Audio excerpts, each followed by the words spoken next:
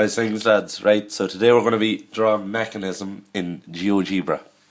So first, when you open up GeoGebra, you're going to be met with your grid, right? We don't need this, so we're going to right click on it and click Axis. So what we're going to start off with is by going into the drop down menu of the line. We want a segment with a given length, so we click, this little box comes up and we put in 2. GeoGebra works in centimetres, so this line is going to be 2 centimetres. Now we want to draw a circle with a centre, right? So we go into our drop down with a centre and radius. Click the point A and we want our radius to be 1 centimetre, like so. Now we drop down our point A and come down to intersect. We want the intersection between the line AB and the circle C, and that gives us our point C. So now what we want to do is we want to rotate about a point. So we want to rotate the point C about A 45 degrees clockwise. That's already given to you, so that's okay. So now what we can do is we can actually get rid of this point. So hide that point, come back into circle with centre and radius, go to point C. We want to draw a circle with a radius of 2.5. And we want to draw a circle of radius 2.5 also for point B. So now what we're going to do is we're going to draw a line segment. Down to our drop down menu, select segment, and go from point A to C. Just to get that finalised point, lads, you just need to go into this here and get the intersection between these two circles. So we're given the point E and D. So what that involves us doing is we don't require the point D. So we can right click on it and show object and hide it. So now we draw our segment from C to E, and that's that bit done. So now we can actually hide these circles. So we right click, show object, right click and show object.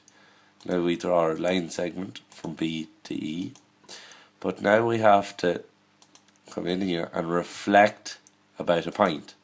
So we want to reflect point C about point E. So there's our C up there, and draw in our line segment. And now we can get rid of this line here. So right click, show object, and it's gone. Now what we require so that we can animate this, that it actually rotates and shows us the definition of that mechanism as it's coming round, we must add a slider. So we drop down slider.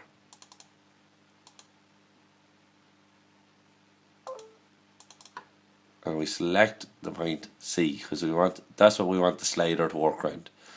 We select angle and we come into 1 degree. So its minimum is 0, its max is 360, and its increment is 1 degree. We want to apply that. So now if we bring our slider up to here,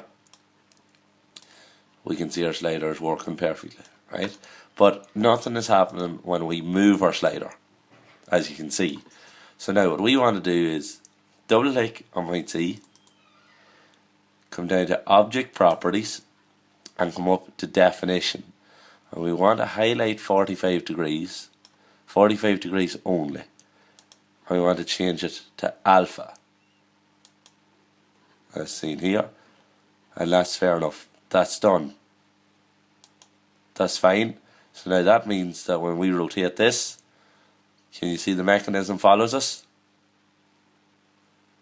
Like so. But now we want that to work automatically.